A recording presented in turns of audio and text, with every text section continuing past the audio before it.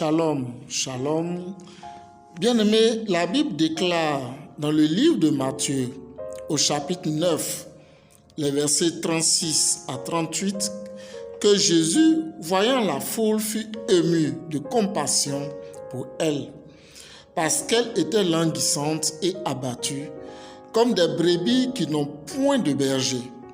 Alors, il dit à ses disciples, « La moisson est grande, mais il y a peu d'ouvriers. » Jésus voulait certainement dire qu'il y a peu d'appelés au ministère.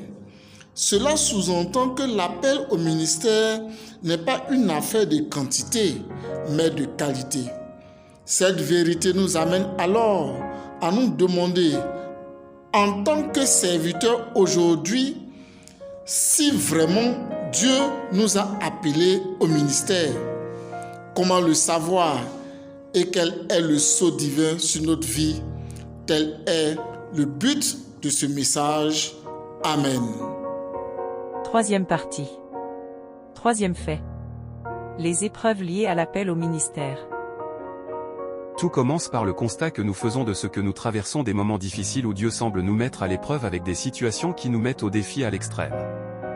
Mais nous devons comprendre que chaque défi auquel nous sommes confrontés a un objectif divin. C'est de nous préparer à une destinée plus grande, plus glorieuse que nous ne pouvons souvent pas imaginer.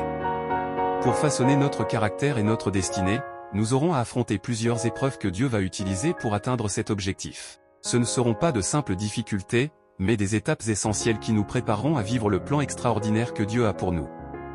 Les personnes que Dieu appelle à des destinées singulières semblent parfois avoir plus de problèmes que les autres.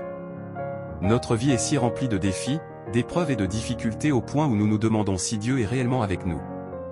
Mais quelles sont les raisons pour lesquelles les appelés de Dieu ont une vie si difficile? Première raison, les appelés de Dieu vivent beaucoup d'épreuves parce qu'ils sont dotés de plusieurs dons et d'une grande sensibilité spirituelle. Les appelés de Dieu sont souvent mis à l'épreuve parce qu'ils ont des dons particuliers. Ils sentent et voient des choses que la plupart des gens ne perçoivent pas. Leur sensibilité leur permet de capter des atmosphères spirituelles et de comprendre les intentions cachées derrière les actions des gens. Cette clairvoyance n'est pas sans conséquence. Elle peut les rendre vulnérables aux malentendus et aux conflits. Parce qu'ils se distinguent, leur lumière attire autant l'admiration que l'envie, faisant d'eux des cibles potentielles pour ceux qui ne comprennent pas leurs différences. Cette jalousie peut se manifester de diverses manières, allant de la méfiance silencieuse aux conflits ouverts. Les appelés se retrouvent alors face à des défis qui ne sont pas seulement spirituels, mais profondément humains. Ces épreuves sont le reflet de leur impact dans le monde, une conséquence directe de leurs différences.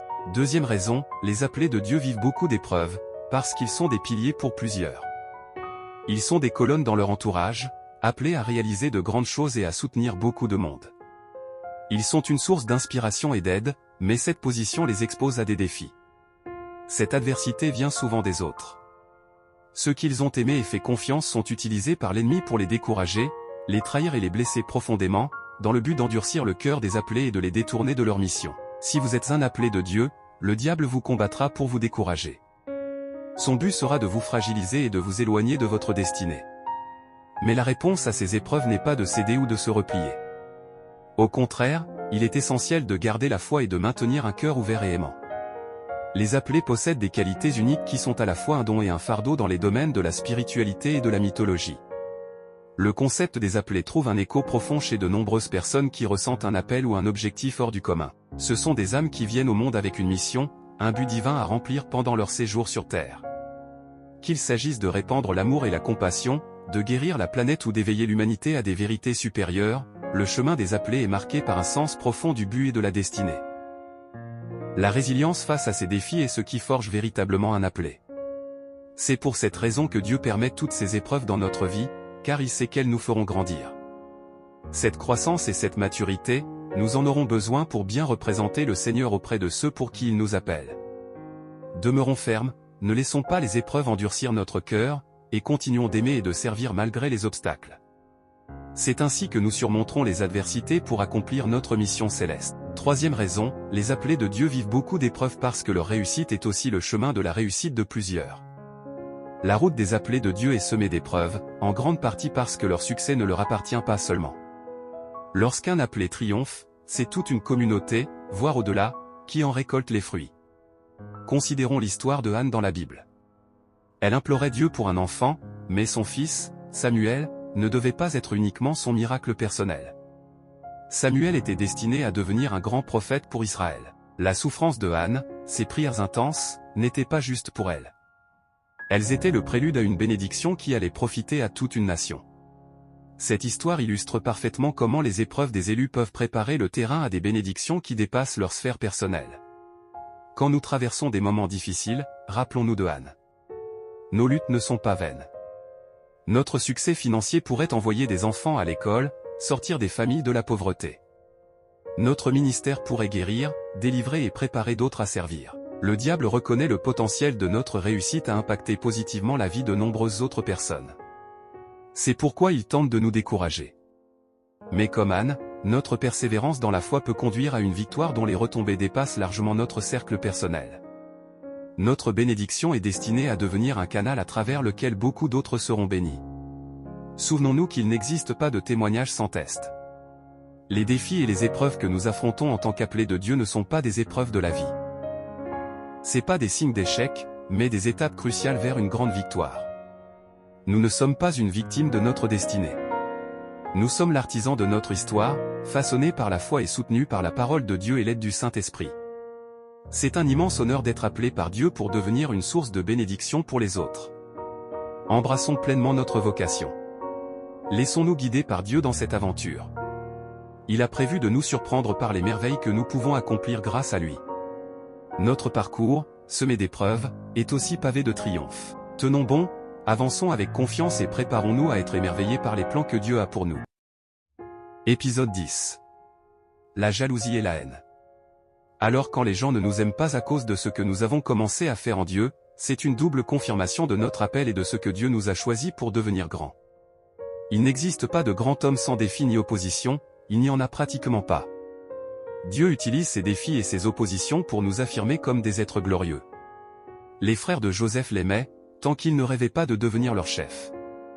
Ils l'aimaient, tant qu'il était leur mignon petit frère sans vision. Mais dès qu'il rêva de devenir leur chef, ils le détestèrent passionnément. La haine était si forte qu'ils l'ont vendu et ont signalé sa mort à leur père.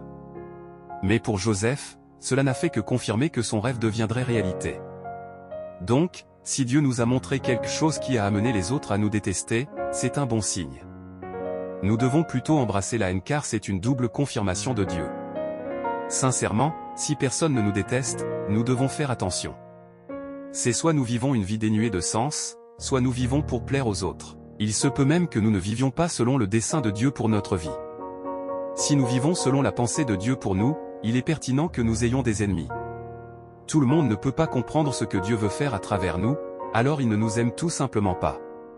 C'est une confirmation que Dieu nous a véritablement appelés pour cette mission. Ne laissons pas leur haine nous décourager. Au lieu de cela, montons dessus pour notre gloire. Mais pourquoi ce sentiment de jalousie et de haine envers nous? Leçon 1, presque tout le monde nous aime et nous sommes une lumière. Beaucoup nous détestent parce que la majorité nous aime. Même s'ils ont fait toutes sortes de choses pour nous rabaisser, les autres aiment toujours notre personnalité. Ils creusent des mensonges à notre sujet et pourtant nous les surmontons. Ces gens ne peuvent pas simplement comprendre pourquoi l'amour semble être les vêtements que nous portons. Ils continuent de faire pression pour que les gens nous voient sous un mauvais jour, mais au lieu de cela, ils finissent par se faire du mal. Un bon exemple dans les Écritures est Daniel.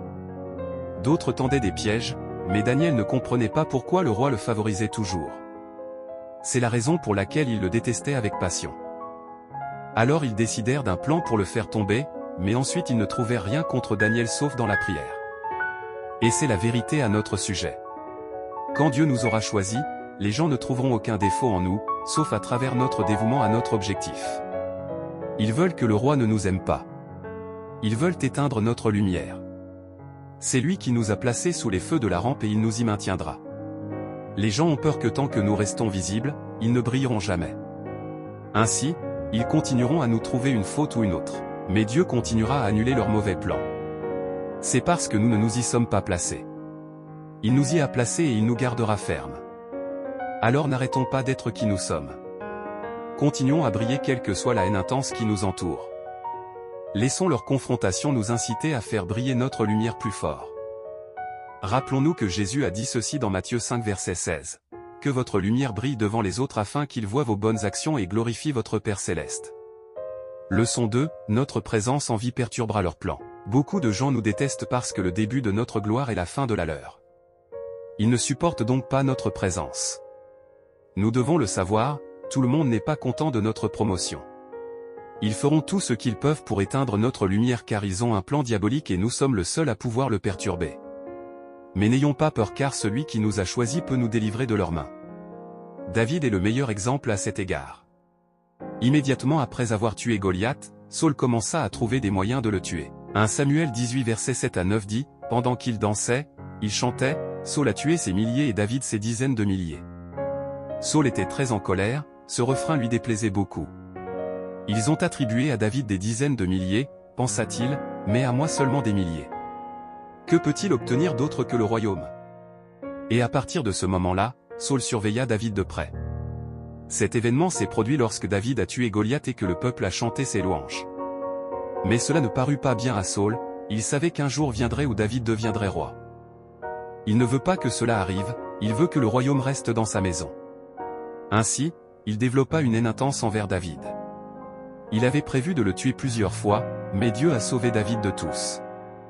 Donc, en tant qu'homme que Dieu a choisi, nous devons être conscients d'une chose, notre existence est destinée à faire tomber une forteresse dans le royaume des ténèbres. Par conséquent, ne nous attendons pas à ce qu'ils restent muets et nous regardent faire cela. Ils se battront contre nous. Ils retourneront nos proches et même nos meilleurs amis contre nous. Mais comme le dit Philippiens 4 verset 6, en rien nous ne devions nous inquiéter, parce que Dieu nous soutient. Leçon 3, ils ne veulent pas que nous régnions. Beaucoup nous détestent, non seulement parce que nous perturberons leurs plans, mais aussi parce qu'ils ne veulent pas que nous régnions. Ils ne veulent pas que nous accomplissions notre destinée. Ils ne veulent pas que nous soyons au sommet. Ainsi, ils commencent à imaginer diverses façons de nous faire tomber. Ce qui est surprenant, c'est que nous n'avons peut-être rien à voir avec eux. Cependant, la simple mention de notre nom les met en colère. Lorsque nous lisons l'histoire de Jésus, nous découvrirons que l'enfant Jésus n'avait rien fait qui justifiait la colère d'Hérode. Mais lorsqu'il apprit que les mages avaient vu l'étoile d'un roi, son visage changea. Matthieu 2 verset 3 dit, « Quand le roi Hérode entendit cela, il fut troublé, et tout Jérusalem avec lui. » Pourquoi ce problème? Tout simplement, ils ne veulent pas que Jésus règne. Ils pensaient qu'il était un roi terrestre. Cette haine soudaine a conduit à la mort de plus de 2000 bébés, parce que Hérode ne parvenait pas à localiser l'enfant. Donc, si nous découvrons une intense persécution à notre rencontre, c'est que Dieu nous a choisis dans un grand but, pour accomplir un grand dessein pour le royaume. Leçon 4, ils nous rejettent parce qu'ils nous méprisent. Le rejet se produit lorsque les gens semblent ne pas vouloir que nous soyons à leur côté. Cela peut être frustrant et blessant lorsque les gens nous repoussent et conçoivent des complots juste pour se débarrasser de nous. Cependant, cela pourrait simplement être l'impulsion dont nous avons besoin pour passer au prochain endroit que Dieu veut pour nous. Jésus a été rejeté, mais il était toujours sur le bon chemin.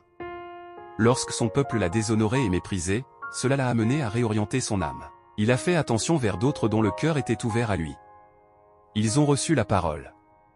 On dit même aujourd'hui que Jésus a dû venir pour les païens, bien qu'il ait apporté le salut à tous. Il est venu d'abord vers les Juifs. Lorsqu'ils n'ont pas reconnu sa présence, il a changé d'orientation. Grâce à cette décision, de nombreux chrétiens ont surgi dans le monde. Nous voyons comment le rejet était un moyen par lequel Dieu le Père a conduit Jésus à tendre la main à beaucoup d'autres. Dieu pourrait avoir besoin que nous élargissions notre sphère d'influence plutôt que de la restreindre et de nous concentrer sur un seul domaine. Ainsi, chaque fois que nous recevons un rejet, ne nous laissons pas toujours emporter par le sentiment que procurent les désapprobations. Prenons le temps de vérifier ce que Dieu dit. Cela pourrait être son moyen de nous aider à envisager d'autres options que nous n'avions pas observées au départ. Une autre personne qui a été rejetée était Joseph. La plupart de ses frères ne l'ont jamais aimé et, pour cette raison, ils l'ont toujours traité comme un étranger. Lorsqu'une opportunité se présenta pour eux de se débarrasser de Joseph, ils la saisirent. Il a dû se sentir trahi par leur rejet, seulement s'il savait que Dieu utilisait également cette épreuve pour diriger son chemin. L'histoire de Joseph est unique car il a dû traverser des endroits où il ne se sentait pas à sa place. Premièrement, c'étaient ses frères, il fut encore confronté à une autre persécution dans la maison de Potiphar. La façon dont Dieu a conduit Joseph s'est faite à travers la désapprobation des gens. Et cela s'est fait lorsqu'il était temps pour Joseph d'être enfin là où Dieu avait besoin de lui. Mais il y a quelque chose à apprendre de Joseph. Même s'il continuait à être rejeté par les gens, il a gardé son sang-froid.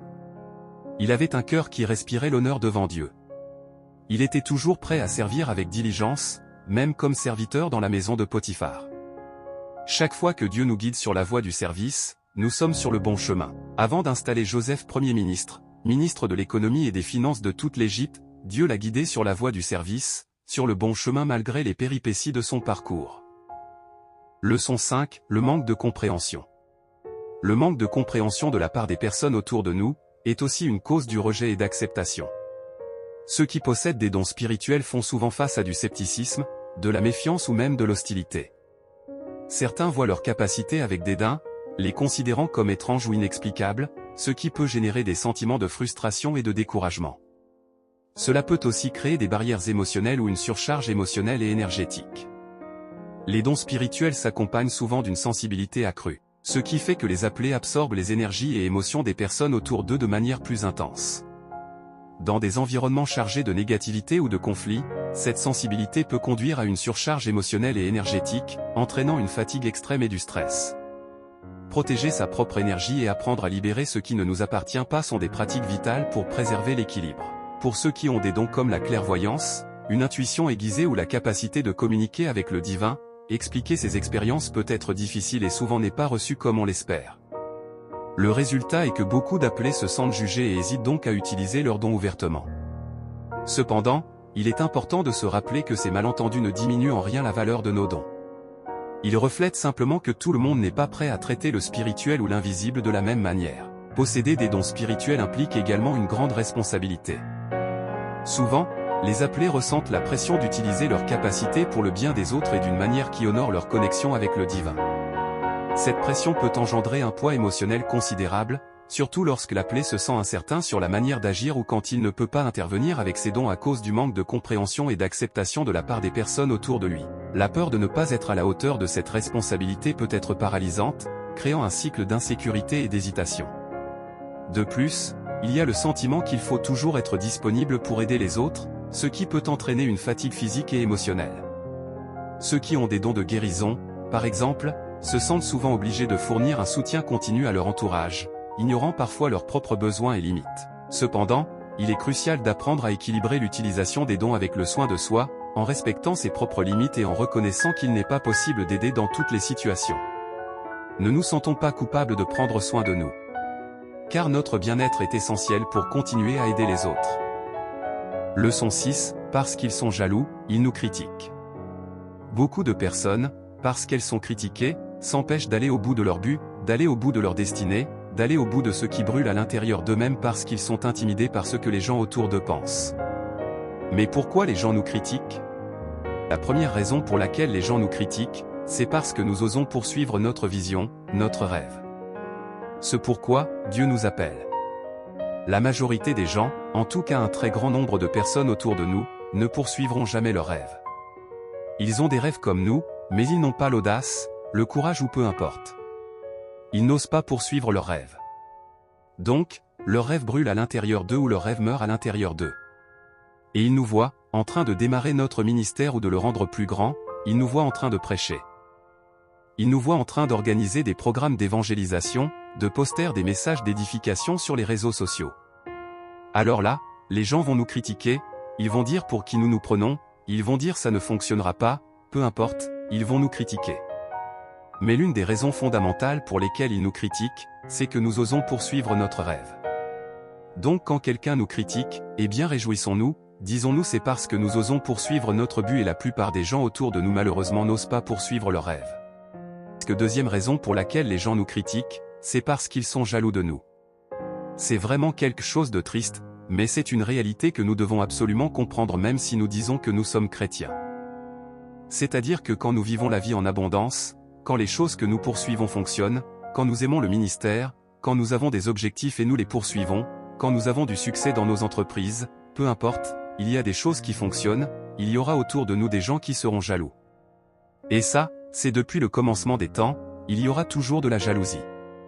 C'est par jalousie que le diable a critiqué Dieu et a poussé Adam et Ève à commettre le péché originel, c'est-à-dire à désobéir à Dieu. Genèse 3. 4 à 5, alors le serpent dit à la femme, vous ne mourrez point, mais Dieu sait que, le jour où vous en mangerez, vos yeux s'ouvriront, et que vous serez comme des dieux, connaissant le bien et le mal. C'est par jalousie que Satan a demandé à Dieu d'éprouver Job. Car son objectif était d'amener Job à cause des épreuves qu'il va lui faire subir, à renier Dieu. Job 1 versets 8 à 11. Et l'Éternel dit à Satan, « As-tu remarqué mon serviteur Job? Il n'y a personne comme lui sur la terre, c'est un homme intègre et droit, craignant Dieu, et se détournant du mal. » Et Satan répondit à l'Éternel, « Est-ce d'une manière désintéressée que Job craint Dieu? Ne l'as-tu pas protégé, lui, sa maison, et tout ce qui est à lui? Tu as béni et l'œuvre de ses mains, et ses troupeaux couvrent le pays. Mais étends ta main, touche à tout ce qui lui appartient, et je suis sûr qu'il te maudit en face. » Et l'une des façons, quand quelqu'un est jaloux d'apaiser sa jalousie, c'est de trouver, au lieu de regarder toutes les bonnes choses qui fonctionnent dans la vie de l'autre personne, c'est de trouver une faiblesse, de trouver quelque chose qui fonctionne moins. Ou d'aller fouiller dans son passé, ou peu importe, et là de trouver quelque chose et s'attaquer à ça. Mais en fait, cette personne fait ça pour apaiser sa jalousie. Donc, quand quelqu'un nous critique, il est fort possible, c'est parce que nous faisons quelque chose de bon et la personne est jalouse. Donc, quand quelqu'un nous critique par jalousie, au lieu d'être fâché, au lieu d'être frustré, nous devons avoir compassion de cette personne. Nous devons nous dire que cela devrait être terrible de vivre avec cette jalousie à l'intérieur de soi.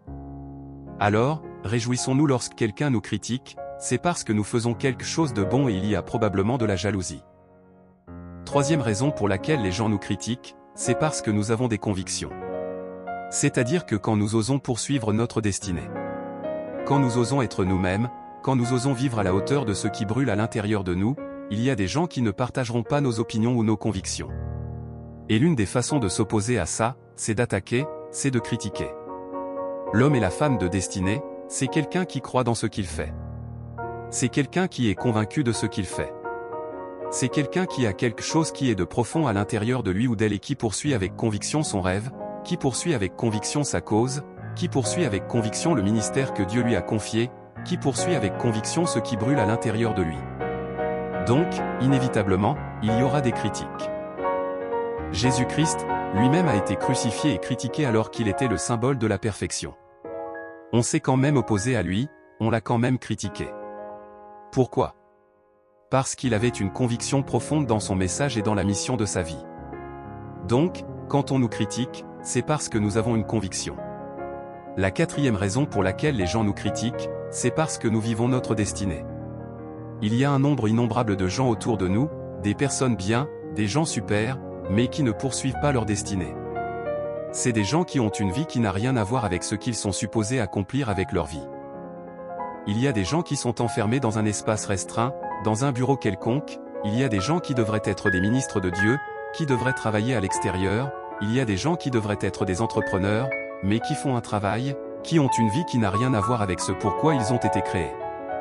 Et cette tristesse, cette frustration qu'ils ont à l'intérieur d'eux se manifeste souvent par la critique lorsqu'ils voient des personnes qui osent aller au bout de leurs rêves, qui osent vivre leur destinée. Donc, quand les gens voient des gens qui poursuivent leur destinée, qui vivent leur destinée, qui croient en leur destinée et qui font ce qui est nécessaire pour accomplir leur destinée, inévitablement, il y aura des gens qui vont nous critiquer parce que c'est troublant pour celui qui ne poursuit pas sa destinée de voir des gens qui poursuivent leur destinée. Donc tout ça pour te dire lorsque nous sommes critiqués, c'est une bonne nouvelle. Même si parfois ça peut faire mal à l'intérieur, même si parfois ça peut nous troubler, et même nous empêcher de dormir, c'est une bonne nouvelle. Nous ne devons pas être découragés et abattus par la critique. Nous ne devons donc pas arrêter notre rêve, la poursuite de notre destinée à cause de la critique, parce que la critique veut dire que nous faisons certainement quelque chose de génial, elle veut dire que nous sommes en plein dans notre destinée, elle veut dire qu'il y a quelque chose de bon qui va émerger de nous.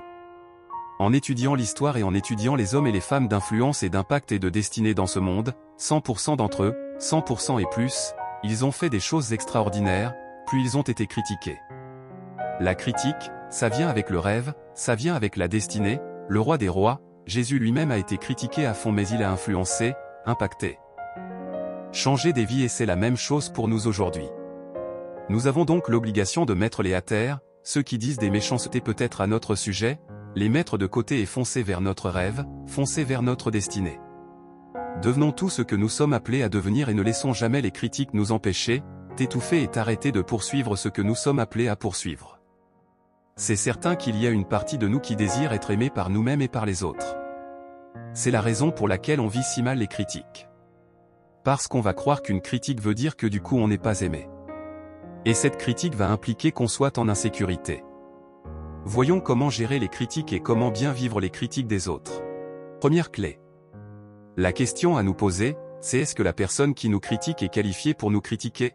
Par exemple, si nous donnons un message et que c'est un pasteur reconnu qui critique ce message. Nous allons y prêter plus d'attention et nous allons y mettre plus de valeur.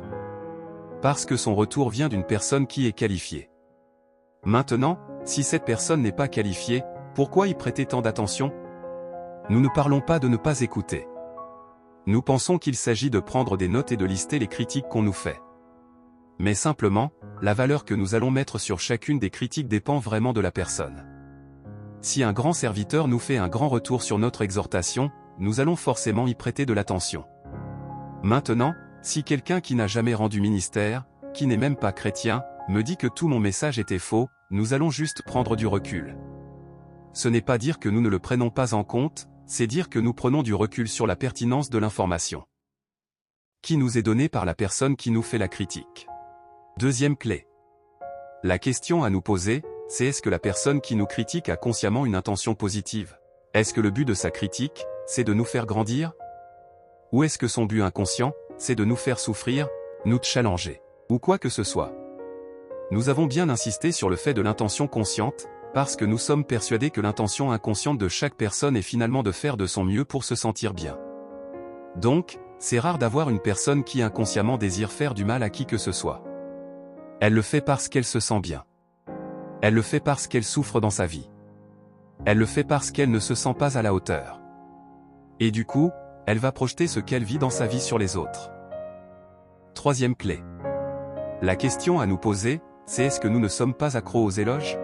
Et c'est la raison pour laquelle on vit mal les critiques, c'est qu'on est addict aux éloges. On est accro finalement à se sentir au-dessus des autres par moment. On est addict à une forme d'admiration, quand les gens nous disent que ce qu'on fait est super, que ce qu'on fait est au-dessus des autres, que c'est génial, que c'est incroyable. Donc, pour arriver à mieux vivre les critiques, il s'agit à la fois de se détacher des éloges et en même temps des critiques. Parce que tant que nous allons être addicts à la dimension admiration, nous allons aussi être du coup réceptifs à la partie critique. L'idée, c'est de se détacher progressivement des deux. C'est-à-dire que quand les gens nous disent que nous sommes extraordinaires, que nous sommes au-dessus des autres, de juste respirer et se détacher de ça. Progressivement, nous nous détachons et nous nous libérons de toutes les personnes qui vont nous dire que nous sommes extraordinaires. Nous sommes au-dessus, nous sommes supérieurs, quoi que ce soit. C'est important de nous libérer de ça et que nous revenions dans l'humilité. Parce qu'on est forcément addict aux deux pôles. Si nous sommes accros à l'éloge, nous nous attirons des critiques jusqu'à ce que nous en avions marre d'être addicts à l'éloge. Quatrième clé. C'est de réaliser que finalement, chaque critique nous apprend à nous aimer. Si nous vivons mal la critique de cette personne, c'est parce qu'elle va titiller et appuyer sur un bouton où nous sommes sensibles. Donc, à chaque fois que quelqu'un nous critique, c'est finalement qu'il nous apprend à aimer cette partie en nous. Par exemple, si nous sommes critiqués de fainéants, et que nous le visons mal, c'est parce que nous n'avons pas appris à aimer la partie fainéante en nous, et que nous le vivons mal. Donc, c'est hyper intéressant, parce que nous ne pouvons mal vivre quelque chose que si, quelque part, nous avons une résonance par rapport à ça. Donc, nous pouvons vivre quelque chose comme mal, que si, quelque part, il y a une partie de nous qui le valide, c'est la première chose, et que si, quelque part, cette partie que nous validons, nous n'avons pas appris à l'aimer. Donc, par exemple, si on nous dit, nous sommes fainéants, et que nous le vivons mal, c'est qu'il y a une partie de nous qui sait que nous sommes fainéants, et l'autre partie de nous qui n'aime pas cette partie. Donc, finalement, les critiques, c'est assez génial, parce que ça nous apprend à aimer chaque partie de nous. Et la vie, l'univers nous aime tellement qu'il nous attire des personnes qui vont aller nous titiller sur chacun des points sur lesquels on n'a pas travaillé. Nous avons tous les traits de caractère en nous. Donc, si on nous dit, t'es nul, au lieu de dire, non, c'est pas vrai, ou quoi que ce soit, nous devons nous rappeler que nous ne sommes pas parfaits partout et que ça nous arrive d'être nuls. Il y a des endroits où nous sommes suis, des endroits où nous sommes bons. Donc, quand on nous dit, non, t'es nul, nous disons, oui, il y a plein de choses sur lesquelles nous sommes nuls, et il y a plein de choses sur lesquelles nous sommes brillants. C'est comme si nous apprenons à aimer les deux parties en nous. Et tant que nous n'aimons pas les deux parties en nous, nous n'allons faire que nous attirer des gens pour nous critiquer, pour nous dénigrer, jusqu'à ce que nous nous aimons suffisamment. Cinquième clé. C'est de réaliser que chacune des critiques nous fait grandir et nous permet de devenir une nouvelle personne. Il peut y avoir aussi une vraie vérité en fait dans ce que la personne nous dit dans sa critique. Donc c'est très important avec chaque critique de prendre la partie qui est à prendre et de ne pas prendre ce qui n'est pas à prendre. Et ça permet à la fois d'apprendre à s'aimer et en même temps d'apprendre à grandir en prenant l'essentiel de chacune des critiques. Sixième clé. C'est de réaliser que les critiques nous apprennent à aimer les autres. Il y a deux scénarios. Le premier scénario, c'est qu'une personne a un système de valeurs qui est différent d'une autre. On a tous une hiérarchie de valeurs et en fonction de ces valeurs-là, on va soit aimer ce qui nous ressemble, soit juger ce qui est différent. Donc par exemple, si dans nos valeurs il y a le dépassement de soi, nous allons naturellement aimer quelqu'un qui se dépasse. Et nous allons naturellement critiquer quelqu'un pour qui le dépassement de soi ce n'est pas important et que peut-être ce qui est plus important c'est de se reposer, de prendre son temps. Donc c'est naturel de critiquer et c'est naturel de juger. La question, c'est encore une fois de se dire, finalement, à chaque fois que nous sommes critiqués, ça nous apprend à aimer l'autre dans son système de valeurs, dans son monde, qui est de sa forme de vérité. Et le deuxième scénario, c'est que, quand on critique, c'est quand on est fatigué, qu'on est épuisé, qu'on se sent mal. La majorité des critiques qu'on va recevoir, nous ne parlons pas des critiques qui ont pour but de nous faire grandir, mais les critiques de la personne qui se décharge, ce sont des critiques qui viennent de personnes qui sont souvent bien plus mal que nous dans leur vie, et donc ça ne sert à rien de leur en vouloir. Ils sont déjà tellement mal avec eux-mêmes que leur seul moyen, c'est d'exprimer ça à l'extérieur. Nous savoir que quand quelqu'un nous critique, nous on a vécu 5 minutes avec la personne. Mais il faut se dire qu'elle vit 365 jours avec elle-même dans cette sphère de critique. La septième clé, c'est de nous dire « on avance ». Nous n'avons pas à passer des heures à nous demander pourquoi nous avons été critiqués, pourquoi les gens sont si méchants, et pourquoi les gens sont si durs. Nous avons envie de comprendre les êtres humains. Mais en mode plainte, ça ne sert à rien. Sur le champ, ce n'était pas agréable, mais au bout d'un moment, nous devons nous dire « bon, c'est très bien, on avance ». Car de toute façon, quoi que nous fassions, il y a des gens qui nous critiquent, quoi que nous fassions, il y a des gens qui vont nous traiter de tous les maux. Donc, quoi que nous fassions, nous serons critiqués. La Bible ne dit-elle pas dans Matthieu 5 verset 14 que nous sommes la lumière du monde et qu'une ville située sur une montagne ne peut être cachée?